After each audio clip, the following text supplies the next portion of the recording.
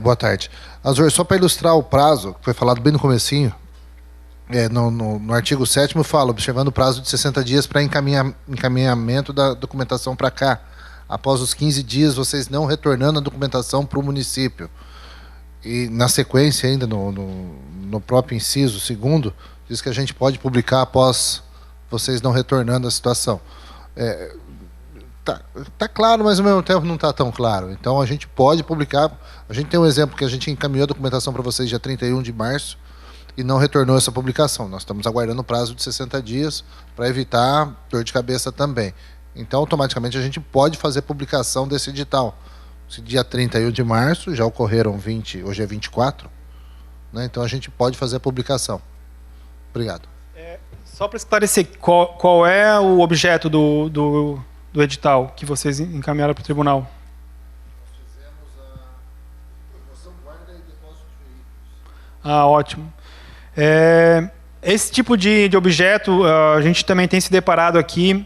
Eu sei que existe uma dificuldade muito grande dos municípios estabelecerem que tipo de edital vão lançar. Eu já vi pregão, eu já vi concorrência, eu já vi, enfim, mas eu ainda não vi um contrato, um projeto de remoção e guarda que se enquadrasse, ou que chegasse próximo ao que a gente entende aqui como concessão, né, de prazo maior, tal, até por conta de risco do concessionário. Mas a tua raciocínio está correto. Encaminhou para o tribunal e dentro de 15 dias não houve uma resposta nossa dizendo que foi autuado um processo, o município realmente está efetivamente liberado para publicar esse edital de licitação. Está aberta a palavra.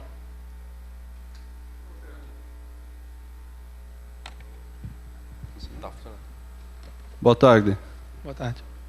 Eu tenho um questionamento com relação a uma concessão que já esteja, na verdade, não, uma concessão já vigente. Sim. O senhor disse que o direito de revisão pode ser ordinário ou extraordinário. O senhor acredita que existe um prazo de prescrição ou decadência para a empresa solicitar esse pedido de revisão ordinária?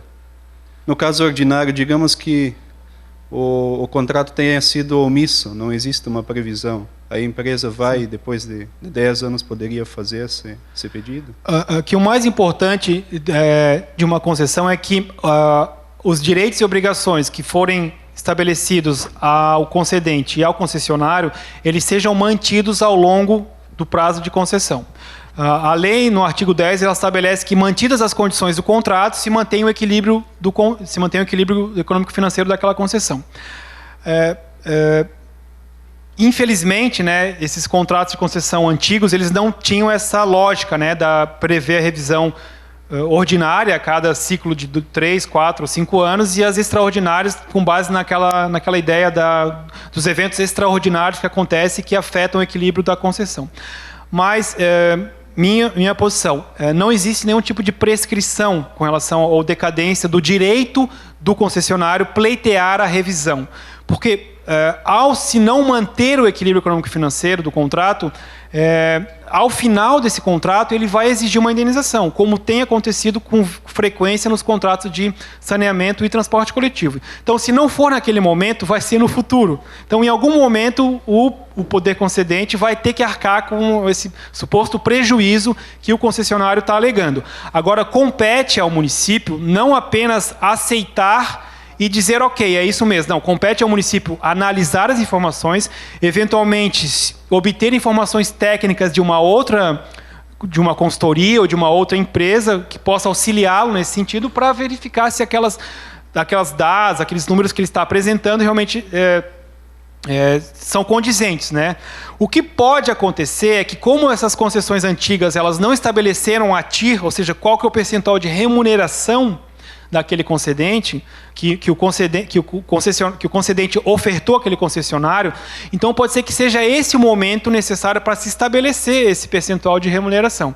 É claro que se vocês tiverem, fica um pouco mais fácil de definir, né? Mas também vai ter uma dificuldade maior pela ausência de um fluxo de caixa, que daria essa visão mais precisa, né, de quanto que seria esse prejuízo naquele momento. Mas, respondendo a tua pergunta diretamente, na minha visão, não há uma prescrição. A concessionária vai continuar podendo pleitear essa revisão até que o município, enfim, né, tome alguma providência. Boa tarde. Boa tarde. Meu nome é César, eu sou consultor e estou elaborando os trabalhos aí de preparação do planejamento das concessões de Navegantes e Corupá.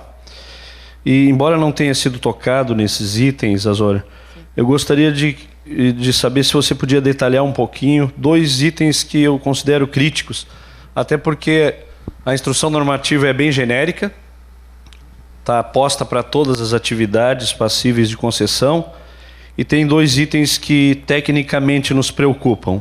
O primeiro deles é relativo ao item 2 do artigo 5º, a letra C, que fala do cadastro das interferências nos locais de execução das obras e levantamento das desapropriações necessárias.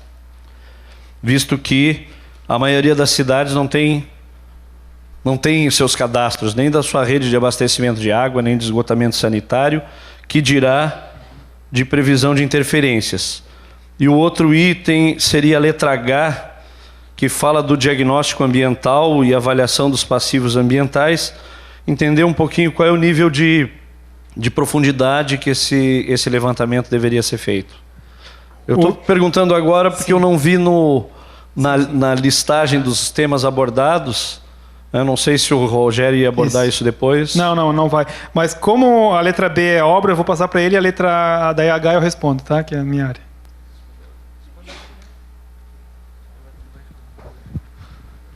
O César, é interessante a pergunta, mas a gente vai falar na sequência agora, depois do intervalo, de matriz de risco, né? A IN, claro, ela é genérica, ela é para todo tipo de concessão, né? Então a gente está falando aqui de saneamento, transporte coletivo, enfim. Marina, agora o município de Florianópolis quer fazer uma concessão para construir uma marina. Então tem quesitos que são aplicáveis ou não, dependendo do objeto que a gente vai fazer a licitação. O tribunal vai saber diferenciar isso e avaliar. A questão do cadastro, né? A empresa, quando vai executar, por exemplo, o caso deve estar se referindo à questão de saneamento básico em que tem interferência de rede, de gás, tubulação elétrica. A empresa que vai executar, ela vai precisar tomar conhecimento dessas informações.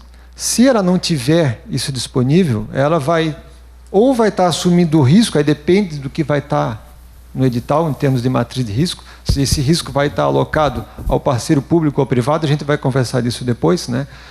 Mas é importante a gente entender o seguinte: quanto menos informação tiver, mais risco vai ter. Então, a ideia do edital, o que a lei exige, é que a gente procure mitigar esses riscos. Claro, agora, se o município não tem nenhuma informação, não tem nenhum cadastro sobre a rede de água ou de esgoto, enfim, que tenha lá, é uma situação que não tem como tu mitigar. Mas, de fato, assim, sempre alguma coisa se encontra. A ideia, então, é buscar informações. E a gente parte do princípio que isso deveria haver, porque é uma questão legal, né? Poderia ser, inclusive, instrumento para exigir da antiga prestadora essas informações, porque ela deve ter, tá? E para que se coloque isso no edital. Então, em relação ao cadastro de interferência, é isso, tá?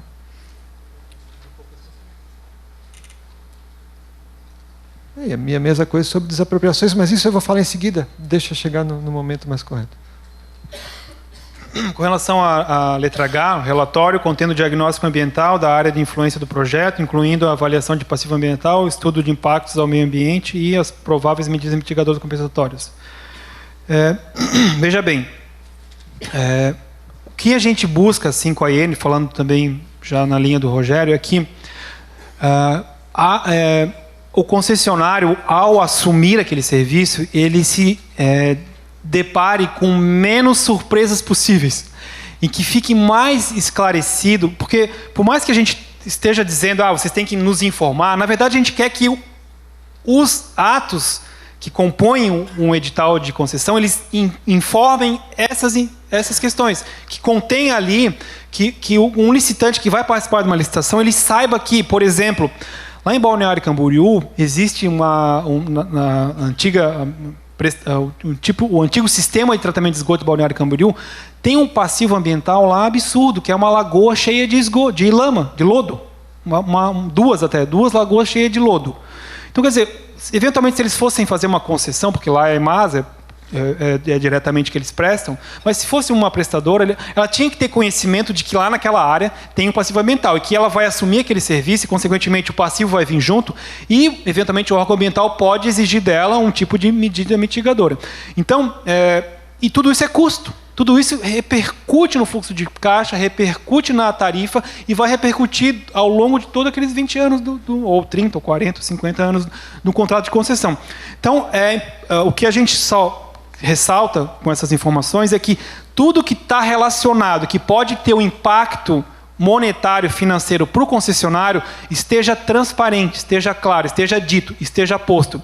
Eventualmente, aquilo que aparecer posteriormente, que pode servir até de um pedido de revisão, foi algo que, sabe, ninguém sabia, nenhum gestor tinha conhecimento, apareceu, enfim, etc, etc. N situações que podem acontecer, mas o mais importante é isso, é que haja essa descrição dessas situações e, eventualmente, já prevendo que qual seria o custo necessário, ou uma aproximação de um custo necessário para que o concessionário, ao assumir aquele serviço, se depare e até isso já conste como um provável investimento, ou um custo, né? Depende do que a gente considerar a natureza desse montante, para que isso seja já definido, né? Então, por exemplo, é comum, mais ou menos comum, a gente perceber que em determinados tipos de obras ou investimentos ou custos que um determinado concessionário vai ter depois de iniciar um contrato não estão previstos no edital, não estão lançados como uma rúbrica no fluxo de caixa. E isso, obviamente, que logo no primeiro ano já vai ser definido, já vai ser colocado à prova ali para o concedente pelo concessionário. Olha, eu tenho esse custo aqui. Isso já vai começar a dar aquela repercussão, aquele engavetamento, né, que vai ser negativo para a tarifa. Então a ideia é essa, né, de trazer à luz e de trazer expressamente no corpo do ato convocatório tudo que tem de problema e também de necessidade. Pois não.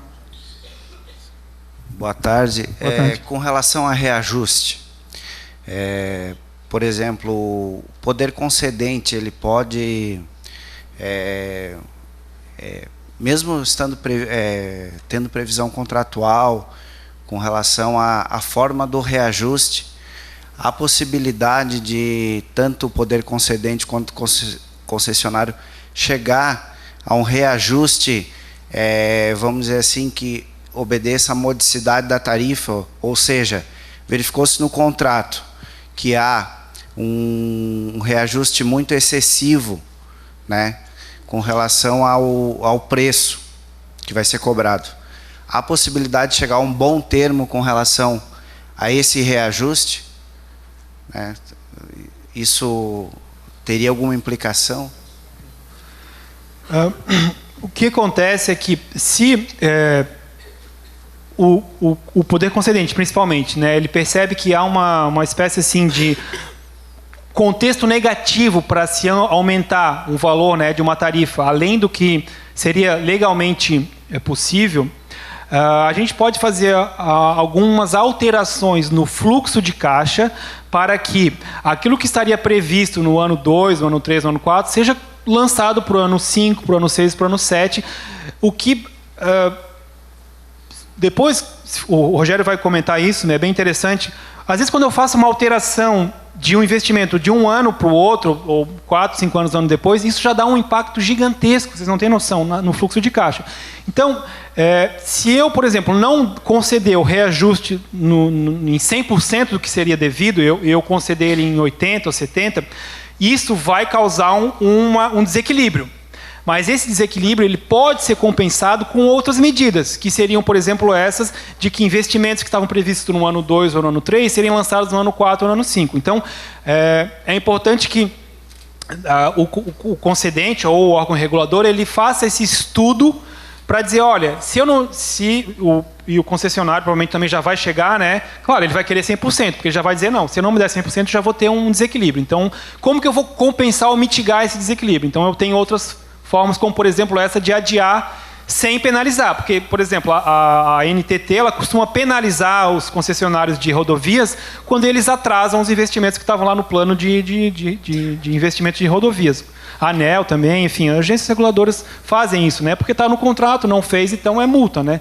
Só que se isso acontecer no caso que está citando, não vai gerar uma sanção, né? Porque isso está sendo acordado, e isso também é importante que seja até divulgado, né? Porque houve uma reformulação ali, principalmente para manter, né, a multiplicidade tarifária e o princípio da tarifa, aquela ideia a tarifa tem que ser sempre de acordo com o potencial de pagamento, né, de capacidade do usuário do serviço. Tá, ok, obrigado. Ok, Osório. Pois não? Eu tô com uma dúvida. Que tu falasse que toda concessão é mediante lei, correto? Autorização legislativa, né? Concorrência e autorização legislativa. No caso do Poder Executivo, que manda o projeto de lei para o Poder Legislativo, no caso municipal, e ele é rejeitado, esse projeto de lei que por exemplo, forneceria serviços de água, né?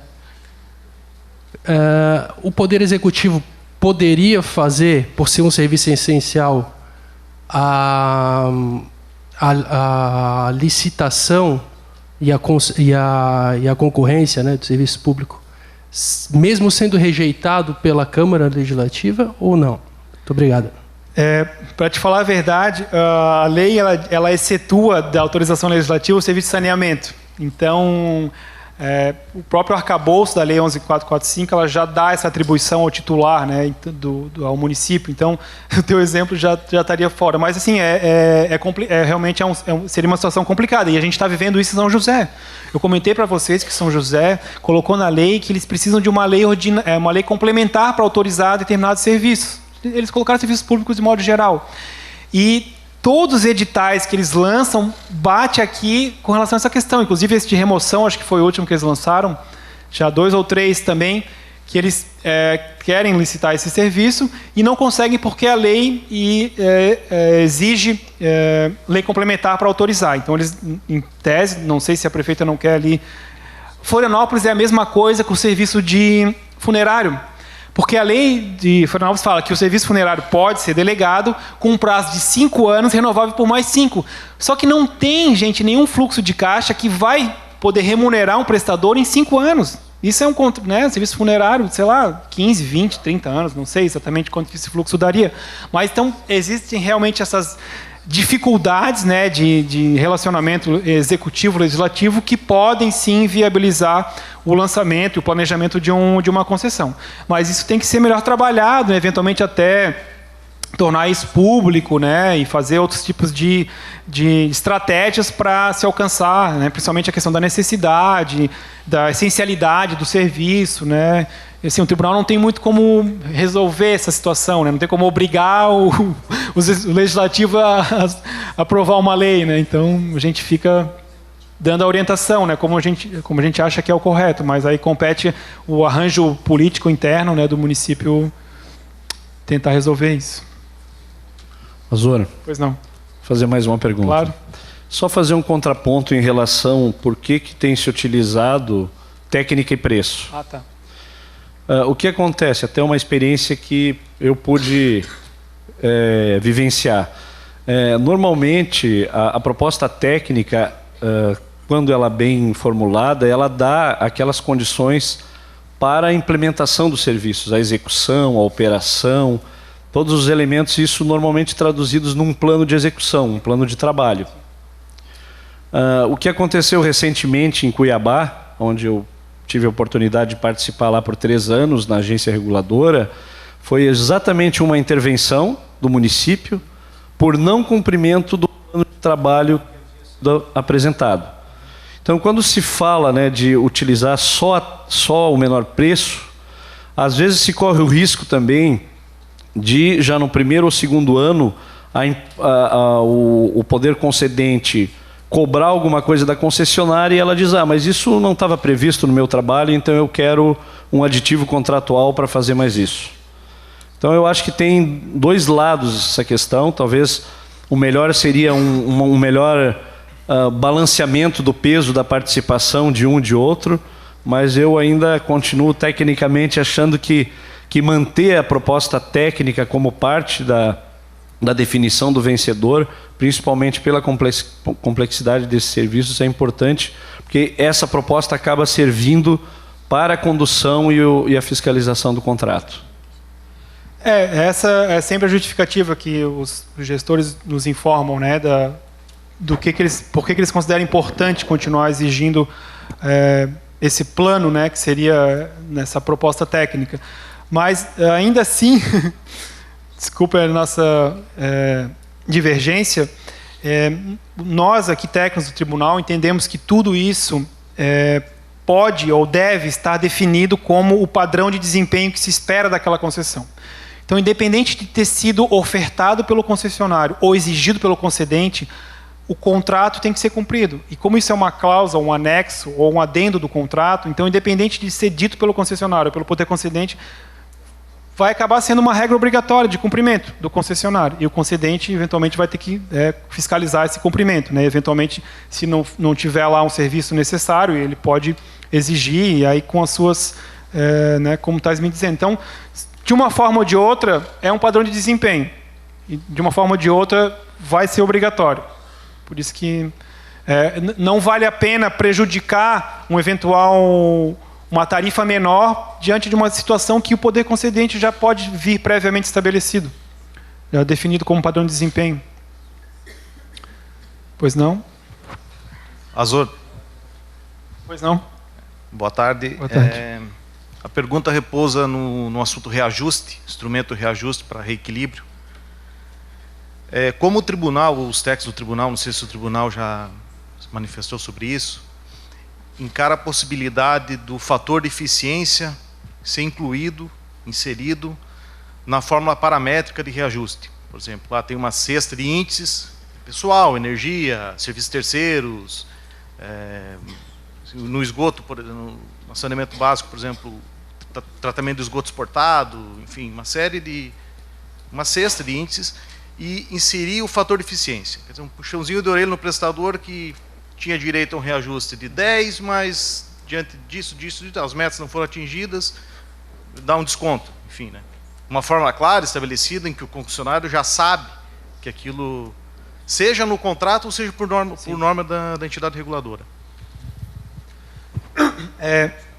Que o reajuste, ele é só um realinhamento de valores, de preços, né, tendo em vista a inflação. A revisão, não, ela já é uma situação que ocasionou um desequilíbrio econômico-financeiro. Inclusive, no edital de Blumenau, eles também tiveram esse insight de colocar já um quesito de eficiência no reajuste. Não é errado, só que, em princípio, pode ser um período muito pequeno de avaliação para se definir o atendimento ou não de um ganho de eficiência e de produtividade. É claro que se for um edital bem feito, em que ele consiga objetivamente definir quando que esse ganho de eficiência acontece, ou uma meta X+1, por exemplo, que aquele concessionário atingiu, né, ou enfim, existem N formas de calcular isso, não é errado não é errado, eu acho que pode ser criado, mas pode ser meio precipitado nesse sentido, né? Claro que se, por exemplo, o contrato não possibilitar ou não prevê a revisão ordinária a cada 3 ou 4 anos, pode ser transferido também o ganho de eficiência ali, o repartilhamento no reajuste. Então, como tu falou, se ele obteve a eficiência, então ele vai ter, né, metade ele ganha e outra metade vai ser para aumentar um percentual menor o valor da tarifa. É totalmente possível, sim, só que só esses mecanismos têm que ficar muito claros, né, para o concedente, para o concessionário, para que ele não seja surpreendido ali numa fórmula, né, dizendo que não, vou ter um ajuste, um reajuste menor, né, de, sei lá, 80%, 85%, frente ao 100% que eu queria, e depois ele também lá na frente exigir, ou considerar que houve um desequilíbrio, né, e depois exigir uma compensação na tarifa, que depois pode dar um aumento muito pior. Mas é positivo, sim. Eu até não entendia muito bem dessa forma, mas depois de Blumenau, até conversando com o pessoal aqui do tribunal, a gente avaliou que é possível, mas como o período de análise, né, do ganho de eficiência é pequeno, pode ser que não seja tão... Ou então, sei lá, considerar cada 2 anos de reajuste, por exemplo, não considerar todo ano, né, o índice de eficiência, mas é possível, sim. É possível e é recomendável também. Além de prever na revisão, né? Nos 2 casos, digamos. Pois não. Boa tarde. Boa tarde. É o seguinte, com relação ao desequilíbrio, a empresa, a concessionária, ela solicita o equilíbrio financeiro.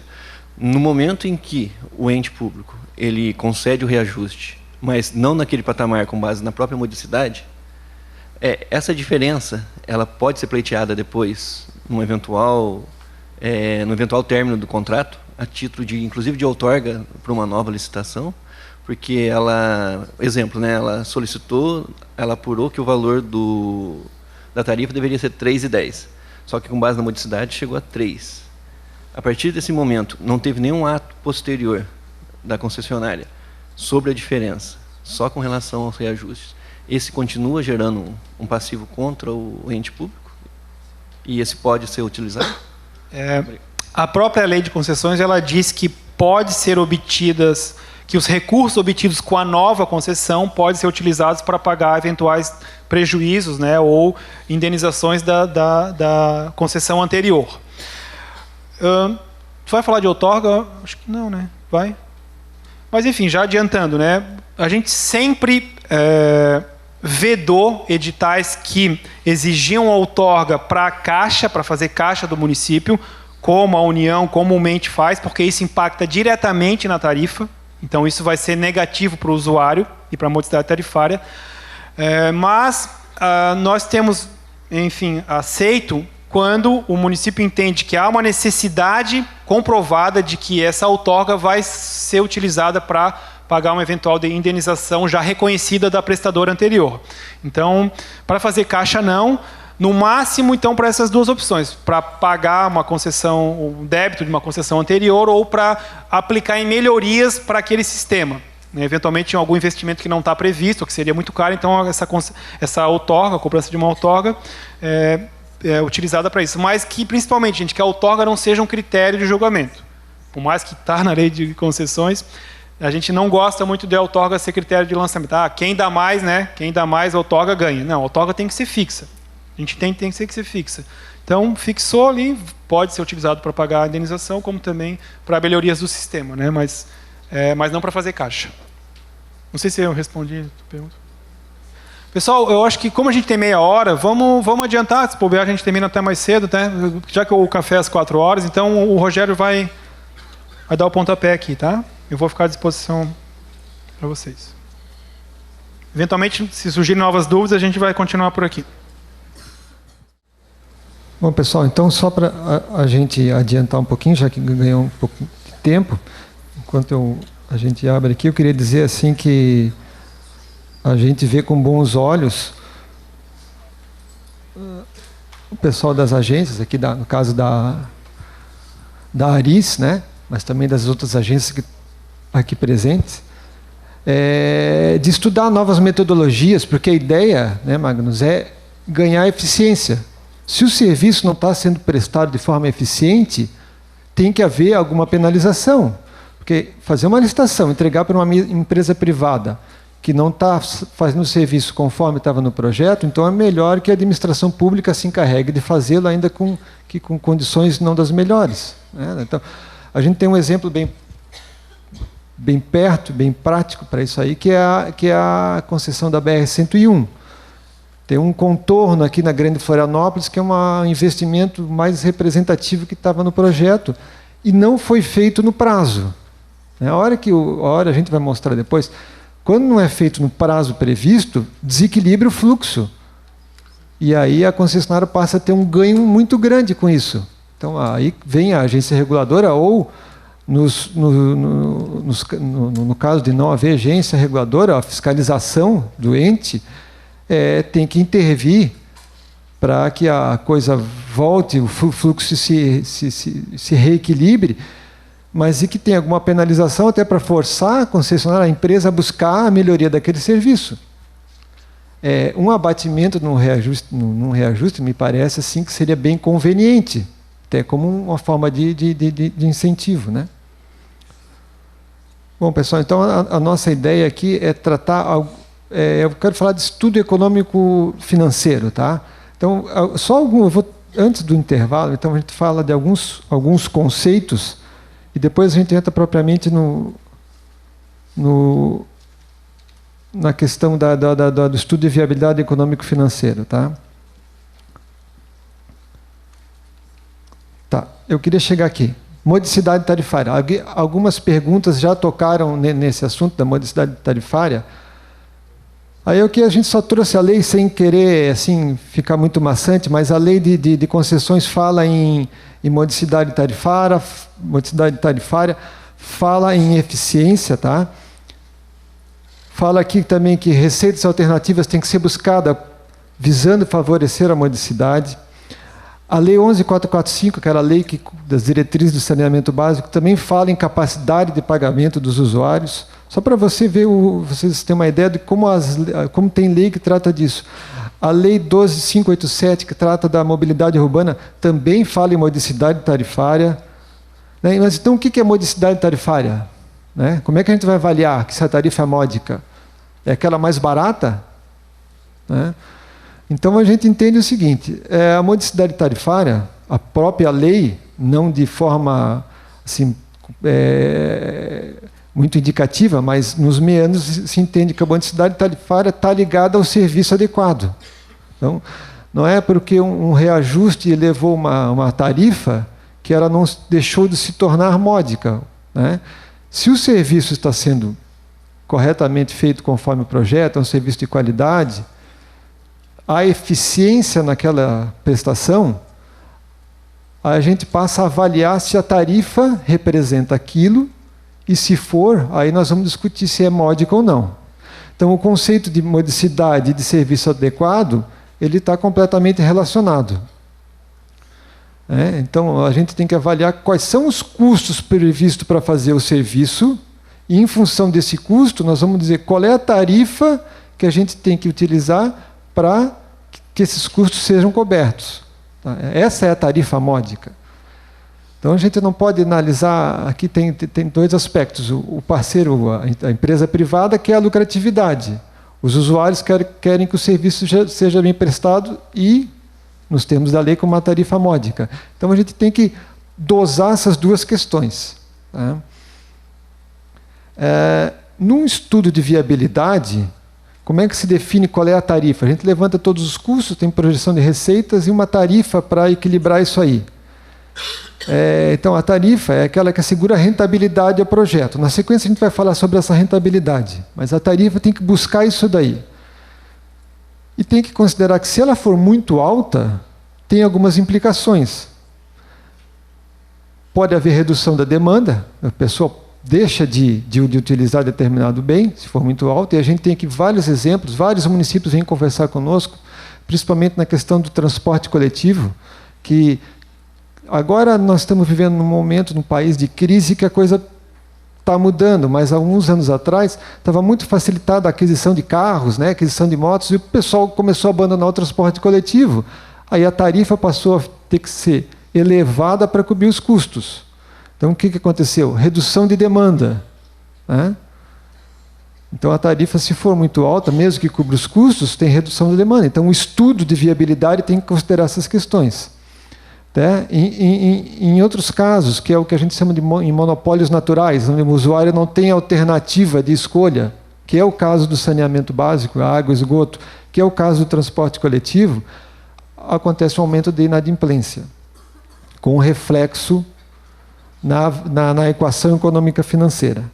Tá? Então, esses quesitos têm que ser avaliados em tudo em função da eficiência. Então, a gente diz que a eficiência é que traduz a modicidade. Então, o serviço está sendo prestado de forma eficiente? Está. Então, aquela tarifa que é utilizada para cobrir aqueles custos e projetar a rentabilidade da concessionária, ela é a tarifa módica que deve ser aplicada. O equilíbrio econômico financeiro, alguém já perguntou aqui assim, então ele é um meio de assegurar essa modicidade. Né? Foi definida uma tarifa que é a módica lá na licitação. A execução do contrato tem que considerar as questões previstas no contrato para equilíbrio, para revisão de tarifa, para assegurar essa modicidade. Se a gente não assegura essas questões, não avalia isso, por exemplo, concede um reajuste para um contrato que o serviço não está sendo bem prestado, a tarifa vai deixar de ser módica, já vai ser diferente daquilo que foi considerado na licitação.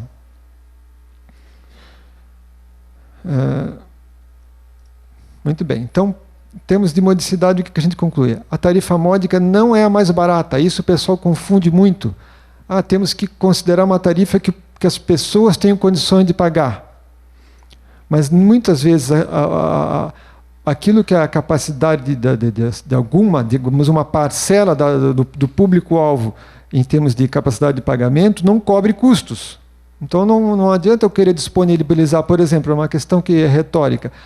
Eu quero que tenha ônibus com ar-condicionado disponibilizado para a população. Muito bem, mas e quanto custa isso? O pessoal vai pagar? Né? Então, essas questões que a gente tem que avaliar. Então, a tarifa módica não é a mais barata, mas é que remunera o investidor. A gente vai falar na sequência como que tem que ser essa remuneração e que cubra os custos de um projeto de qualidade, porque a lei fala em eficiência. Então, essa é a ideia da modicidade. Tá? O Azor acabou de responder uma questão aqui sobre outorga. Tá? A outorga, em princípio, ela conspira contra a modicidade. Se a gente tem condição de fazer uma licitação em que o estudo demonstra que a tarifa é suficiente para cobrir o custo e remunerar o investidor, por que se vai definir um valor de outorga? Né? Por que a empresa vai ter que pagar um valor a mais? Ou seja, vai ter um custo a mais do que aqueles para fazer o serviço. Então, em princípio, não se deveria utilizar valor de outorga se a tarifa é suficiente para cobrir os custos. Agora, tem alguns casos em que é interessante que a licitação seja na base da outorga. Tá? Sobretudo naqueles objetos em que a administração pública não detém conhecimento sobre qual é a melhor, qual é a maneira mais eficiente de prestar. Então, aqui a gente cita como, por exemplo, o caso de aeroportos. Né? Não é um caso assim que, em termos de Estado, de município, ocorra com muita frequência, mas quando se faz um edital de uma concessão, por exemplo, para um aeroporto, existem possibilidades da empresa buscar ganho de tarifas acessórias que não só aquela que é ligada diretamente à prestação. Então, por exemplo, na concessão do aeroporto de Congonha, de Guarulhos, lá em São Paulo, foi considerado valor de outorga. Né? Então, tinha um valor inicialmente previsto e aí a empresa que ganhou a licitação ofertou um valor muito maior do que aquilo que estava previsto. Com base aonde que ela foi buscar ou redução de custo ou aumento de receitas para conseguir ofertar aquele valor de outorga. Então, o edital, partindo da premissa de que a execução vai ser por conta e risco da concessionária, como está na lei de concessões.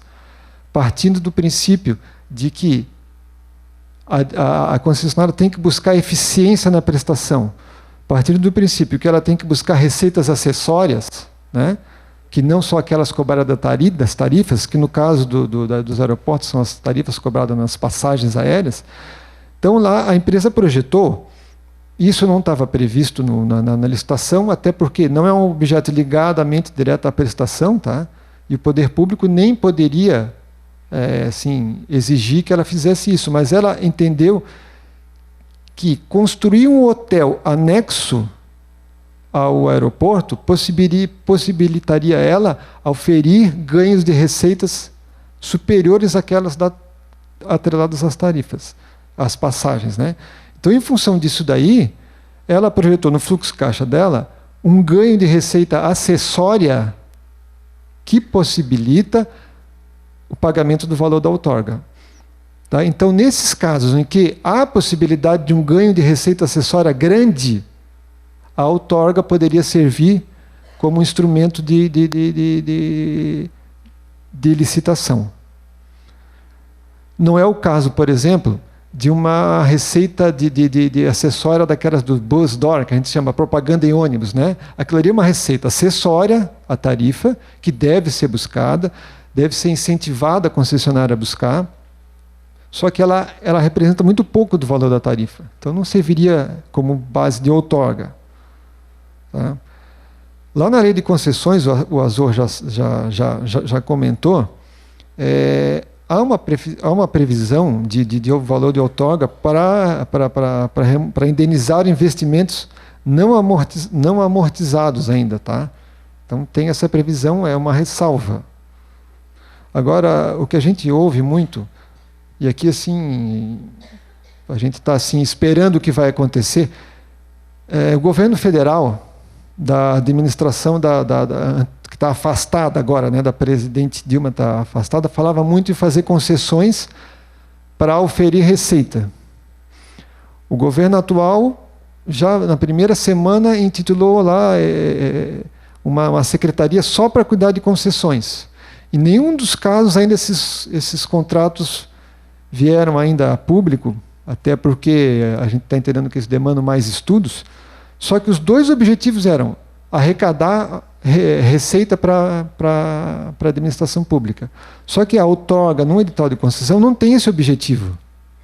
Vou colocar uma outorga lá é como se você estivesse instituindo um tributo sem previsão legal e que vai ser cobrada na tarifa dos usuários. Então, vou repetir o que o Azor acabou de comentar, não tem o condão de fazer caixa a outorga. Tá? Não é esse o objetivo. Ele estaria ligado assim à qualidade da prestação do serviço e não meramente como uma forma de cobrança para assinar um contrato com a administração pública. Uma outra questão que trata na lei que a gente entende importante ressaltar aqui com vocês são os bens reversíveis. A gente tem que ter em mente que, por mais longo que seja um contrato, a gente está falando aqui de 20, 30 anos, vai chegar um momento que esse contrato vai terminar. Né? E o que acontece que quando o contrato termina, é isso que a gente viu agora com o término dos contratos de saneamento da Casan com os municípios. Né? Terminou o contrato, isso acontece de um dia para o outro, da noite para o dia. Terminou o contrato hoje, amanhã alguém tem que prestar o serviço, é um serviço continuado, um serviço essencial. E a gente precisa que tenha os equipamentos, as estações, em condições de continuar a prestação do serviço. Né? A lei de concessões fala em serviços continuados, né? Não posso parar um serviço essencial desse daí. Então, a importância num contrato, da licitação, já prevê quais são esses bens que reverterão ao final para a administração pública ou que, porventura, serão utilizados por uma nova concessionária que vier a ganhar outra licitação e que condições desses bens têm que ser entregues. Né? Então, a lei de concessões fala isso, a indicação, necessidade de indicar quais são os bens reversíveis. A lei de PPPs, né, também fala em bens reversíveis. Tá? Então, o que precisa avaliar é assim, primeiro, quais são os bens que reverterão? Né? Avaliar, então, a necessidade de continuidade do serviço. Segundo, qual é a condição para recebimento? Então, a gente questiona, por exemplo, uma estação de bombeamento de esgoto, uma estação elevatória de esgoto. Ao final da licitação, se deixar por conta da concessionária, ela vai entregar aquilo ali na situação mais depreciada possível. Né? Ela não vai fazer investimentos lá no final do contrato para deixar aquilo ali em condições, digamos assim, excelentes. Agora, é importante que se faça previsão de que essas manutenções ocorram e que sejam remuneradas, obviamente, para a concessionária. É justo a ela receber por isso, mas é justo que a administração receba, ao final do contrato, os equipamentos ou os bens que vão reverter em condições de continuidade de prestação. Tá? Agora, tem bens que não revertem, né? Tem bens que não revertem, seja porque eles não estão ligados diretamente à prestação do serviço, por exemplo, um terreno lá, ou que não seja interessante para a administração pública. Então, aqui é o caso bem típico de ônibus, né? Então, o que a gente tem visto, assim, muitos desses contratos atuais de transporte coletivo municipais, eles não fazem essa previsão. O que a gente questiona assim, quando termina um contrato, a tarifa do transporte coletivo, ela remunera todos os custos, inclusive o valor do bem, inclusive o valor do ônibus. Então, se não tem essa previsão, se o contrato não faz essa previsão, ao final da extinção dele, aquele bem é da administração pública. Aí é interessante a administração, uma prefeitura, ficar com ônibus 10, 15 anos de uso para ela, vai continuar utilizando aquilo ali para prestar o serviço. Então a gente entende que é o tipo de um bem que não deve reverter. Mas se ele não reverte, e mesmo um ônibus com 10, 15 anos ele tem um valor no mercado, esse valor, que a gente chama valor residual, tem que estar previsto lá no estudo econômico-financeiro como uma receita para concessão, porque a concessionária, teoricamente, ela pode vender aquele equipamento, oferir uma receita, e essa receita não é dela, essa receita é da concessão, e para isso deve estar previsto. Tá?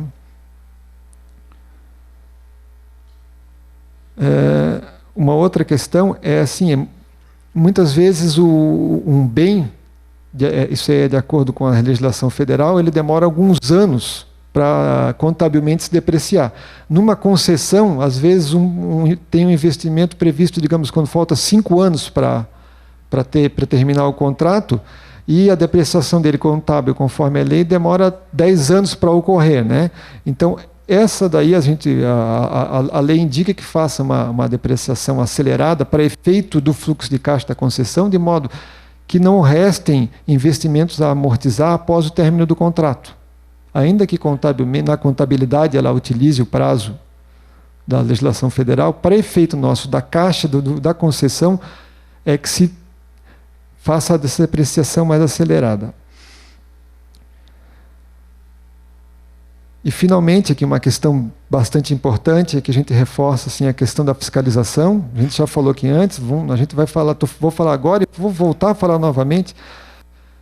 Alguns setores já têm agência reguladora, como é o saneamento. A gente está aqui em Santa Catarina, assim, às vezes a gente tem a oportunidade de participar de alguns eventos, e Santa Catarina, no momento, inicialmente se questionou muito o modelo que foi adotado aqui de mais do que uma agência, né, uma disseminação de agência no Estado, mas, de fato, a gente vê que o tribunal tem, inclusive, incentivado isso, tem determinado as agências a adoção de providência no sentido de fortalecer essa regulação. Né? E nos contratos que tem essa regulação, a gente entende, a gente verifica, inclusive, que o serviço, por ser mais cobrado, ter um ente cobrando, alguém exigindo que se preste, a coisa flui melhor. Só que nem todos os setores têm marco regulatório que prevê a agência reguladora, e é o caso do transporte coletivo. Né? A gente puxa nossos exemplos para saneamento e transporte coletivo, que é o que mais a gente tem visto em termos de editais de concessão. Mas aí a importância, mesmo no município, ter uma equipe de fiscalização atuante para verificar essas questões. Uma delas é os bens que reverterão, que devem ser periodicamente avaliados, analisados, em que condições que estão sendo mantidos. Né? Isso aqui são rotinas da fiscalização. Tá, pessoal, agora são 5:45. Antes de eu entrar nesse estudo de viabilidade, eu acho que a gente vai para um intervalo, né? Para não ficar quebrado o assunto, a gente retoma em seguida em 20 minutos, como está previsto, tá? Pessoal, boa tarde, então, novamente, voltando aqui, né? A gente tinha parado agora aqui no estudo de viabilidade econômico-financeira. Esse aqui é a grande questão da concessão, né? Essa aqui é a grande análise que a gente, em termos de Tribunal de Contas, faz nos editais, né? Então, aqui só passando o que a legislação prevê a respeito disso aí, né? Então, a lei de concessões trata, assim, voltando à questão da eficiência, né, e modicidade tarifária. Então, a lei exige que o edital de concessão contemple vários quesitos, né? Então, estão lá metas, prazos, receitas alternativas, elementos do projeto básico, tá? No caso de haver obras públicas, a gente vai falar em seguida sobre essa questão. A lei de PPPs também fala uma série de requisitos que tem que ter os estudos. Fala em detalhamento de projeto, eficiência, risco. Então, tudo isso aí tem que estar contemplado no que a gente chama de modelagem ou no estudo de viabilidade. Tá? Muito bem. Aí, como é que a gente faz para considerar tudo isso daí? Que estudo isso aí? Não é uma planilha de um contrato, de um serviço, ou de uma obra. É um negócio diferente. Tem várias questões envolvidas ali. Não existe, a lei não prevê, não diz qual é a metodologia, né, que deve ser considerada para avaliar essas questões. Mas no mercado, a gente fala muito de fluxo de caixa, a gente vai dizer de onde que veio isso. Tá? Isso começou lá em 1997, existe uma lei federal que tratava da desestatização. Né? Lá quando foi privatizada o serviço de telefonia, de bancos, inclusive, aquelas coisas todas lá, foi editada essa lei. E tem um decreto lá, 2594, aí já de 98, que ele tratava lá dos estudos, o que tem que contemplar os estudos para esse processo de desestatização que iria ocorrer naquela época. Né? Então, tem aqui a análise detalhada das condições de mercado, a situação econômico-financeira das empresas, no caso, que iriam ser vendidas, né? Para quê? Para que se avaliasse qual o valor da venda daqueles bens. E como é que isso era feito? O parágrafo 3 tratava lá, utilização do fluxo de caixa operacional. Né? Então, daí que a gente extrai que a metodologia para avaliar uma viabilidade do empreendimento de uma concessão é feito com base no fluxo de caixa operacional.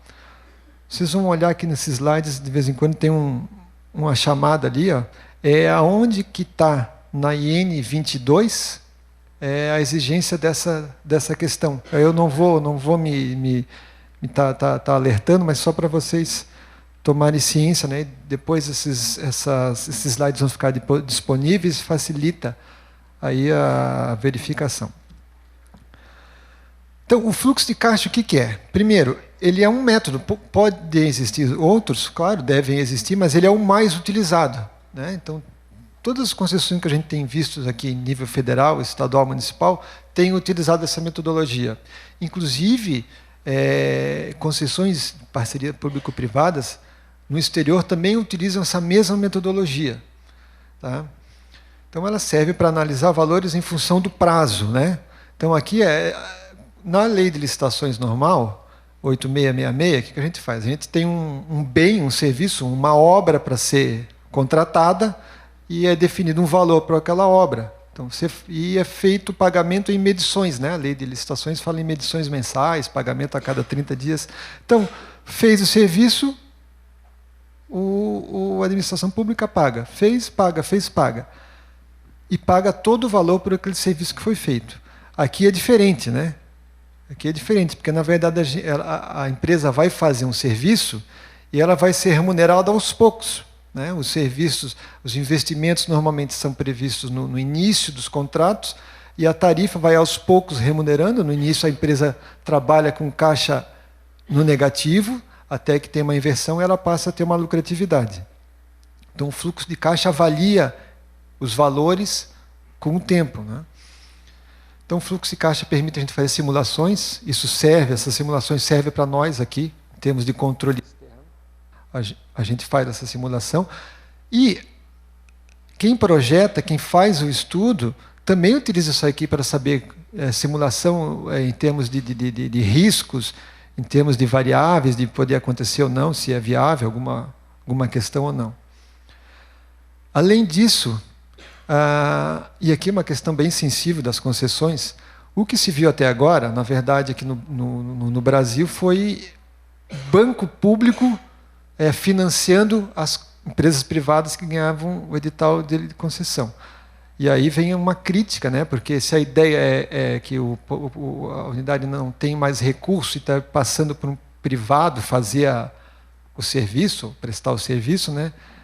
Acaba que o próprio entidade pública está financiando aquilo ali com recurso público.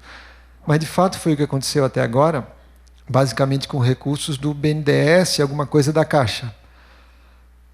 O que a gente sente agora, lendo notícias, tal, é que essa coisa talvez não aconteça mais dessa maneira, e a tendência é que instituições privadas passem a também ter que a financiar para viabilizar esses empreendimentos. De qualquer maneira, tanto o BNDES quanto o banco privado, eles vão exigir para contratos de financiamento com as empresas que ganham as concessões, condições para assinar esse contrato, e uma delas é saber que projeto é esse que eles vão financiar. É um projeto que a empresa ganhou uma licitação, mas o banco quer saber como é que é essa viabilidade, quais são os riscos. E o banco também utiliza essa metodologia de fluxo de caixa para avaliar isso. Então é mais um motivo para que o estudo já contemple essa metodologia. Estou vendo aqui o pessoal da agência de Tubarão, quando foi o primeiro edital lá da concessão do sistema de esgoto de Tubarão, não tinha o fluxo de caixa, o tribunal bateu muito, assustou a licitação, até demorou bastante, a gente exigiu que fizesse o fluxo de caixa, tiveram que contratar uma assessoria, né? E fizeram, tal, e o que a gente vê é que depois, na verdade, esse é o principal instrumento que a agência reguladora tem hoje em mãos para avaliar a execução do contrato. Então, se não tivesse feito essa metodologia lá atrás, hoje não sei nem como é que se faria, né? Então, gente, o que é o fluxo de caixa? Aqui eu peço assim a permissão, eu sei que tem gente que já está aqui num grau de conhecimento bem acima, talvez outros nem tantos, mas a nossa ideia aqui é orientar, né? Então, o fluxo de caixa, a gente vai mostrar até um exemplo. Ele na verdade, é uma planilha, né? E que estão lá dispostos todos os custos, todos os parâmetros, todas as receitas, todos os tributos, todas as depreciações. É uma planilha bem grande, bem complexa. Na verdade, ele é como se fosse o orçamento de uma licitação normal de Lei 8666. Então, ele se confunde, né? É o orçamento, mas a lei não fala fluxo de caixa, a gente chama de orçamento, né? O fluxo de caixa serve para avaliar o prazo da concessão, né? A gente já falou antes aqui de prazo. Então, e tem técnicas para avaliar, tem literatura que diz que o prazo para retorno dos investimentos deve ser um valor, um período, né? Então, o fluxo de caixa serve justamente para avaliar qual é o prazo. Quando a gente fala que a licitação é 20 anos, mas por que é 20 anos? O fluxo de caixa é que definiu. Então, são na verdade, como se fosse uma conta de banco que tem entradas e saídas, né? Aí tem essa previsão de quais vão ser essas entradas e quais vão ser essas saídas, né? Então, a análise de várias questões que estão no fluxo de caixa é que permite a gente dizer esse projeto é viável, esse projeto não é viável. E o que a gente faz se não for viável? Quais são os encaminhamentos? Então, isso daqui é uma planilha, tá? A gente pegou de um edital aí, que é público, já aconteceu, uma planilha de um fluxo de caixa de um edital de transporte coletivo. Tá? Isso aqui é a planilha final. Para se chegar nesse aqui, tem N planilhas ligadas aqui, né? Então tem aqui a previsão dos investimentos, né? Previsão aqui vocês, investimento, arrecadação. Aqui existe um investimento inicial alto aqui, porque na verdade seria a compra dos ônibus, né? E depois tem renovação de frota e tal. Então, para a gente ter uma ideia do que é um fluxo de caixa. Aí aqui embaixo tem alguns parâmetros que a gente vai comentar em seguida, que são...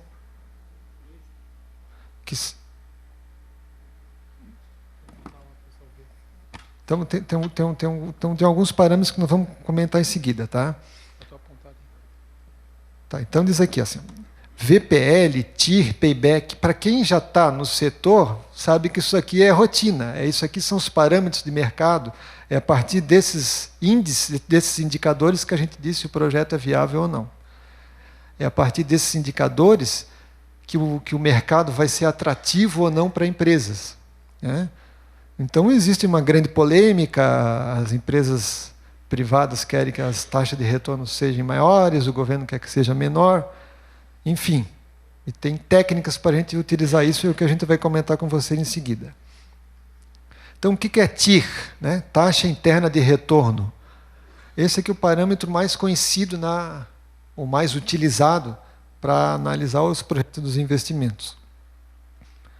Tem uma definição dela, bastante técnica, vem da matemática financeira, não é o caso aqui de a gente adentrar, mas ela é uma taxa que define qual é a rentabilidade daquele projeto.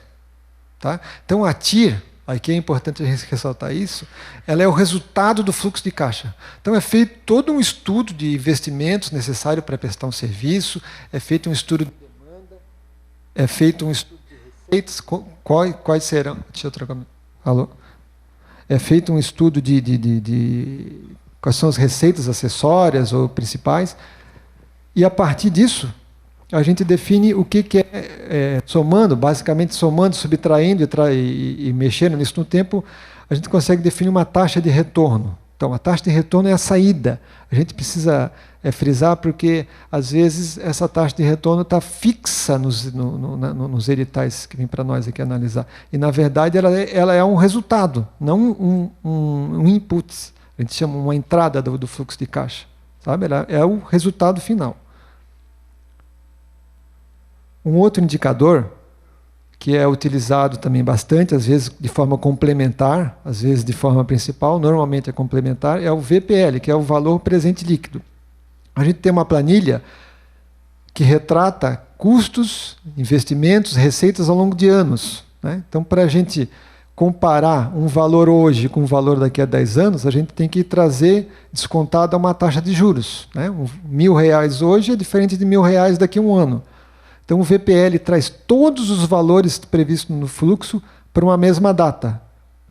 Aí a gente vai dizer, se o VPL for negativo, significa que o projeto vai me dar um prejuízo. Se for positivo, significa que vai me dar um retorno positivo, um lucro. Tá?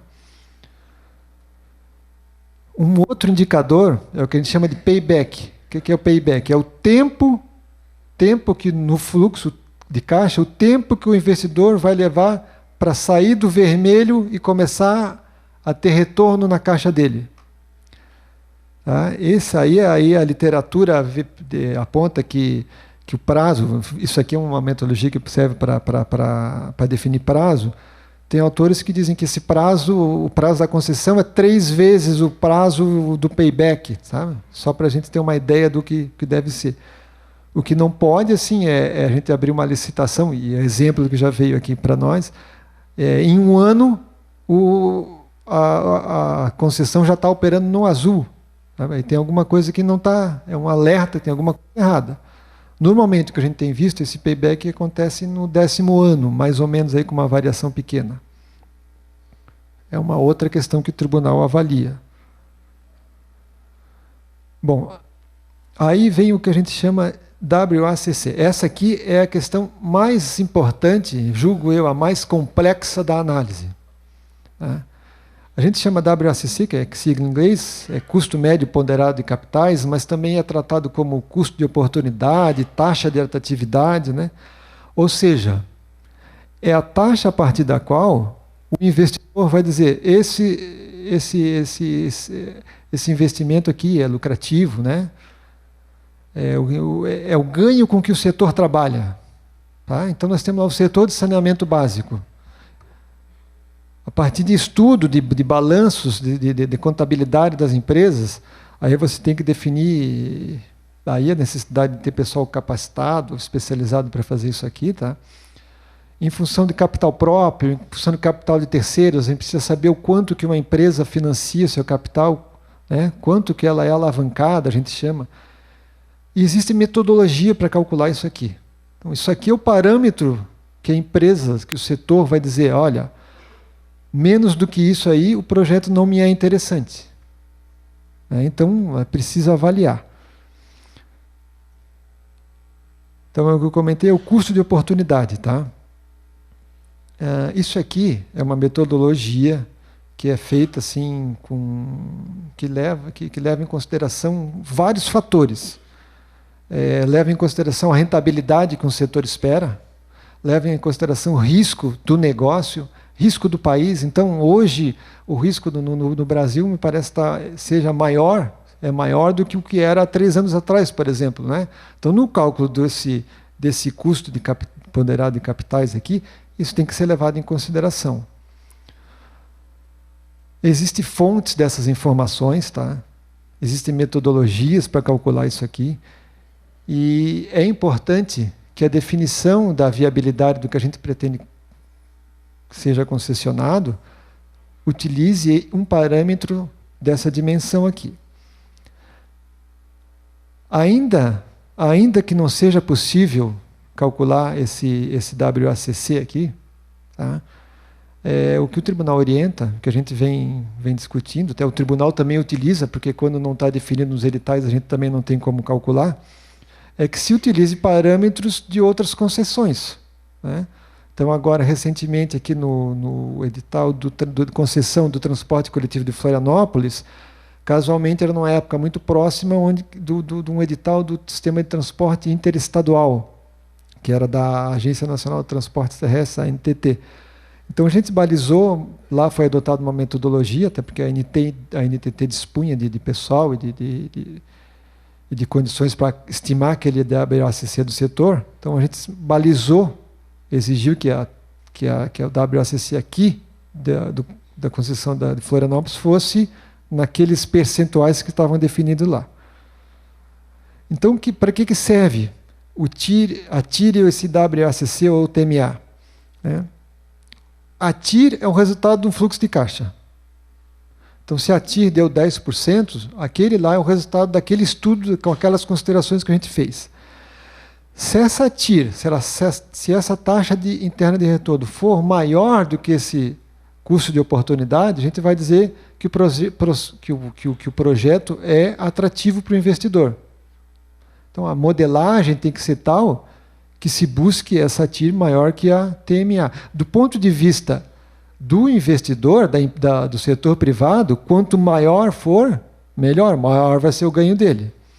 Se a TIR for menor do que o custo de oportunidade, o investidor vai dizer, eu não vou botar meu dinheiro nessa concessão, vou aplicar em outro mercado, vou aplicar numa rentabilidade financeira, enfim, ele vai preferir algo que dê um retorno maior para ele. Agora, num projeto em que a TIR for menor que a TMA, ou seja, o projeto não é interessante, aí, aqui nós estamos falando de concessão comum, né? Aí é o caso de avaliar se não é questão de fazer uma parceria público-privada. Aqui que entra a parceria público-privada. O projeto não é atrativo. Se a administração pública injetar um valor ali, em termos de parcerias, talvez o projeto passe a ser atrativo. Então, essa é o limite entre uma concessão comum e uma PPP. Então, quando a gente fala assim, nós vamos lançar uma PPP para fazer determinado projeto, a gente tem que avaliar se é o caso de PPP ou se não é um caso de uma concessão comum. E é essa situação aqui que define o que vai ser um e o que vai ser outro. Então, para o setor privado, quanto maior for a TIR, maior vai ser a lucratividade dele. Agora, para a administração pública, como a gente fala de modicidade, né, a gente está tratando de recurso público, a gente diz o seguinte, se a TIR é igual a TMA, o projeto ele é viável. Ele vai atrair o investidor, ele vai remunerar o investidor com valores justos de mercado, valores que contemplam risco, de modo que qualquer valor a mais que tenha na TIR, a gente vai estar remunerando a empresa com valor a mais do que ela precisava ser remunerada para o projeto ser atrativo para ela. Ou seja, a gente tem que igualar a TIR à TMA. no fluxo de caixa. Essa é a grande questão.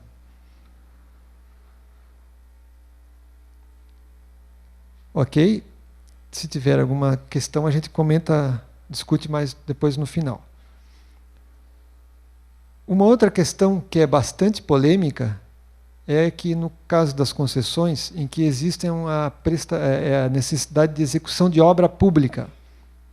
Na concessão de saneamento, isso é absolutamente comum. Nas concessões de transporte coletivo, isso acontece às vezes quando tem a previsão, por exemplo, de construir um terminal ou construir pontos de parada de ônibus, né? Aí acontece de ter obras públicas. Aí a lei diz o seguinte: essas obras públicas, elas têm que conter elementos para definir como é que elas, basicamente os custos, né? Mas que elementos são esses?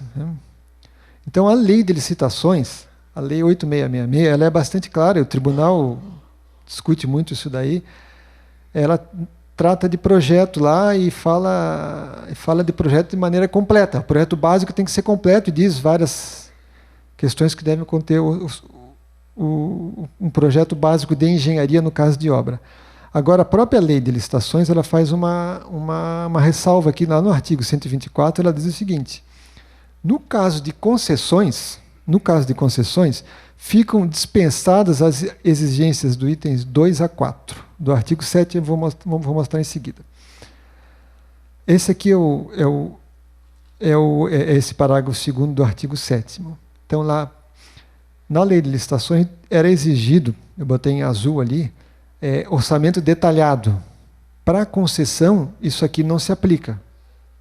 Então, a gente pode concluir assim, que o projeto básico de uma concessão certamente é diferente do projeto básico que é exigido de uma lei de licitações para a obra. Essa é a primeira questão. Tá? Então, o orçamento não precisa estar detalhado. Não está previsto lá uma estação de tratamento de esgoto, não preciso abrir todo o detalhamento daquele custo.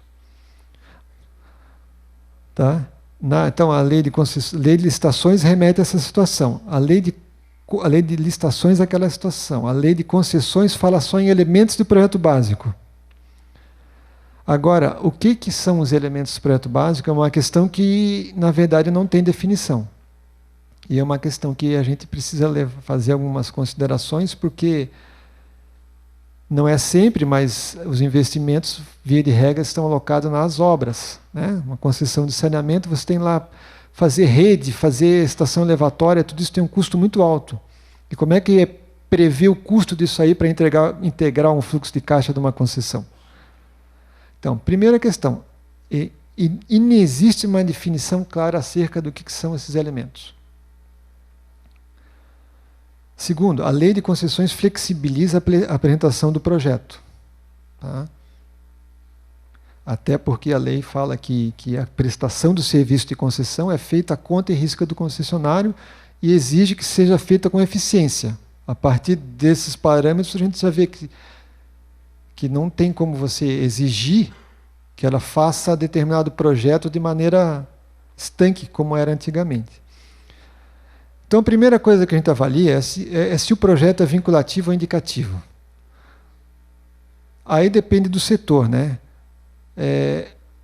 Se tem necessidade de se fazer uma obra para prestar um serviço e tem que necessariamente ser aquela obra, aí a gente entende que seja um projeto vinculativo e aí ele deve ser o mais detalhado possível, que se assemelhe o mais possível de um projeto básico, porque vai ser aquilo que vai ser feito e a empresa privada vai ter que seguir as regras ditadas. No caso de saneamento, veja bem, esse projeto vinculativo ele é mais assim, é mais fácil de visualizar ele no caso de uma concessão de uma rodovia. Se está previsto, por exemplo, uma duplicação de uma rodovia ou a execução de um viaduto em determinado local, a gente sabe que a concessionária vai ter que fazer aquela obra, aquela duplicação, aquele viaduto naquele local, naquelas condições. Não tem como ele fazer esse serviço em outro local. Entendeu? Agora, numa licitação de saneamento, a coisa já é um pouco diferente. Ainda que a gente faça um estudo para fazer uma estação de tratamento em determinado local, a empresa concessionária, em função da necessidade dela trabalhar com eficiência, ela pode entender de não fazer aquela estação naquele local e fazer estações menores, por exemplo, nos bairros. Isso tem que ser permitido para ela prestar o serviço com eficiência. Essa é a expertise que o setor privado tem, que a administração pública nem tem, nem sempre leva em consideração. E a gente tem que entender como funciona isso aí. Então, se o projeto é vinculativo, o que é? A administração pública assume o risco do projeto. E a concessionária vai ter que fazer aquilo que está previsto. Se o projeto não é vinculativo, ou seja, se é só uma indicação, aí o risco do projeto passa para a empresa concessionária. Tá? Então, quanto mais vinculante o projeto, mais detalhado ele deve ser. Ainda que ele, em elementos de projeto básico, mais detalhado ele deve ser. E por quê? Porque qualquer erro que tiver, a concessionária vai pedir reequilíbrio econômico-financeiro. E aí isso afeta custo e afeta prazo. Então, e quando a gente tem uma expectativa de que o serviço seja prestado com mais eficiência, e volto aqui ao exemplo do saneamento, a gente tem em saneamento assim, índice de perdas de água altíssimas. O pessoal questiona o absurdo de água que vai fora. E a administração pública há anos tenta e não consegue reverter essa situação, e a gente vai cobrar eficiência de uma empresa privada para que faça isso, a gente tem que dar condições dela, que ela projete, que ela utilize técnicas que existam no mercado, ou técnicas que vão existir no mercado daqui a 10, 15 anos, para conseguir trabalhar, alcançar os indicadores de eficiência que estão previstos. Então, quanto maior a expectativa de ganho de eficiência, menor a gente sugere que seja o detalhamento desses elementos para que a administração pública não assuma risco, passe o risco para o privado. É claro que risco, pessoal, risco é dinheiro. Quanto maior o risco se aloca para o privado, maior custo ele vai considerar. Lá na frente a gente vai tratar do risco. Outra questão a respeito dos elementos do projeto básico de obras. Numa concessão, nem sempre as obras são os investimentos, a maior parcela dos investimentos. Então, por exemplo, numa concessão de transporte coletivo, se tem lá a previsão de execução de um terminal, execução terminal. Às vezes, o terminal é um valor muito pequeno. Mesmo que tivesse assim, o pessoal, às vezes o preço está superfaturado daquela obra, daquele terminal. Quando a gente traz aquele preço para o fluxo de caixa, ou diminui, fazer essa análise, praticamente não influencia nada na tarifa. Então não é uma questão assim, de ser buscada. A gente entende que até o mercado pode se encarregar de trazer esse preço a um valor correto. Então, não teria necessidade da administração pública investir na realização de um projeto, de caracterizar bem esse projeto, se ele não repercute em termos de custo para a concessão. Outra coisa, necessidade de definição dos indicadores de desempenho. Tá? A gente já falou anteriormente, o Azul já comentou, é o parâmetro para definir a eficiência. A ideia de uma concessão, de passar para uma empresa privada, é que o serviço seja executado com eficiência. Então, tem que ter meios de buscar isso aí. Por exemplo, transporte coletivo. A gente fala muito assim em IPK, não sei se você já ouviu falar, índice de passageiros equivalentes, né? Mas o que se faz hoje para atrair mais passageiros para um sistema de transporte coletivo, por exemplo? Uma questão bem sensível é o tempo de deslocamento. A questão de mobilidade hoje é uma questão muito polêmica, mas por que eu deixaria o meu carro em casa para pegar um ônibus? Então a gente tem que ver em que condições que o sistema é atrativo e tem que buscar soluções. Só que na prática a gente não observa que a prestação tenha considerado essas situações. Por exemplo, a gente tem informação de que tem concessões, Brasil afora, em que as empresas de ônibus, aí, iniciativa da concessionária, ela dá um desconto na passagem para quem utiliza o transporte coletivo em horários alternativos. Então, de vez todo mundo sair na mesma hora, lá às 7 horas da manhã para pegar o ônibus, quem pode ou sair um pouco depois, vai pagar uma tarifa mais baixa. Isso atrai mais gente para o setor. Só que isso são mecanismos que tem que a regulação ou a fiscalização incentivar a concessionária a fazer, né? E esses indicadores têm que estar previstos no edital. Cada setor da economia, saneamento, rodovia, aeroportos, trabalha com indicadores. Alguns setores têm indicadores de mais fácil acesso, outros de menos fácil acesso. O setor de saneamento tem lá o Sistema Nacional de Informações, o SNIS, lá tem bastante fonte de informações. A gente vê que o pessoal está utilizando isso aqui nos editais. Então, ali é uma fonte de buscar as informações, porque eu não preciso fazer um projeto de uma rede de esgoto para saber quanto que ela vai custar, mas eu preciso ter uma fonte de informação para fazer avaliações, né? E a questão mais assim, sensível em todo fluxo de caixa, em toda a concessão, é a questão da demanda, né? A questão da demanda, porque qualquer variação da demanda implica em viabilidade, em inviabilidade do projeto, implica em lucro, prejuízo, implica em pleito de reequilíbrio econômico e financeiro. Então, a demanda precisa ser bem avaliada, né? Então, por exemplo, numa rodovia, como é que avalia a demanda de uma rodovia? Você tem que fazer estudos de tráfego, né? Para saber o que se espera daquilo ali, de uma rodovia construída ali. Será que o pessoal vai usar, se tiver pegar pedágio, vai usar uma rodovia alternativa, se existir? Então, tudo isso aí tem que ser considerado.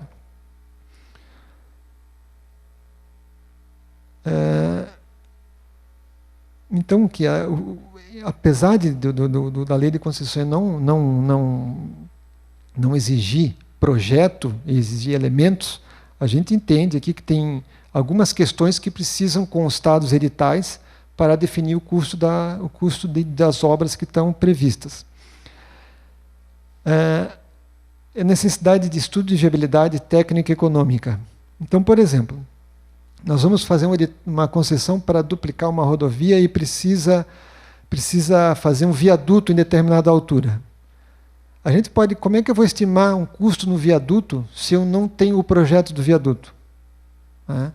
Não tem necessidade de fazer o projeto, mas você tem que ter estimativa.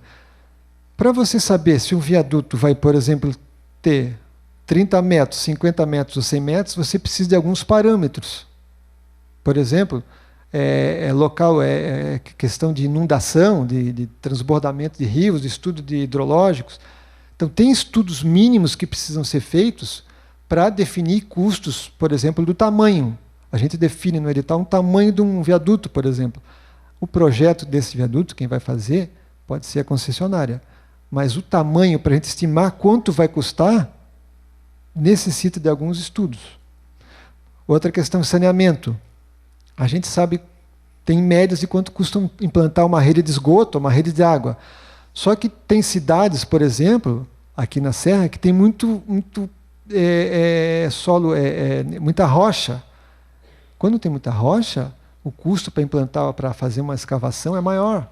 No litoral tem problema do lençol freático, né? Então tem que fazer rebaixamento do lençol freático para implantar uma rede. Então, quando a gente pega o custo médio de um projeto desses aí, serve de parâmetro, sim, mas tem a necessidade de avaliar caso a caso e de definir essas questões, porque isso implica em maiores ou menores custos. E isso está ligado à viabilidade ou não do empreendimento.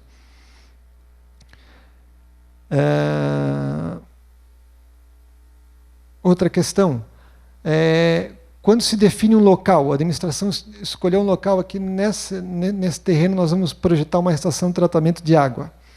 Precisa avaliar, a lei municipal permite que se faça uma estação de tratamento de água ou uma estação elevatória naquele terreno? É permitido? Isso daí é uma condição básica para saber, né? Segundo, conforme a necessidade, tem que se fazer, por exemplo, um estudo de sondagem para conhecer o solo. Ainda que a legislação permita, será que ali é viável fazer uma estação de esgoto, que tem uma carga concentrada bastante grande? Se não tiver isso daí, ou a administração vai estar assumindo risco, ou esse risco vai estar sendo passado para a concessionária e ela vai cobrar por isso. Então, a gente pode, assim, resumidamente, em questões de elementos de projeto básico, para quando estão previstas obras, o projeto pode ser mais ou menos detalhado.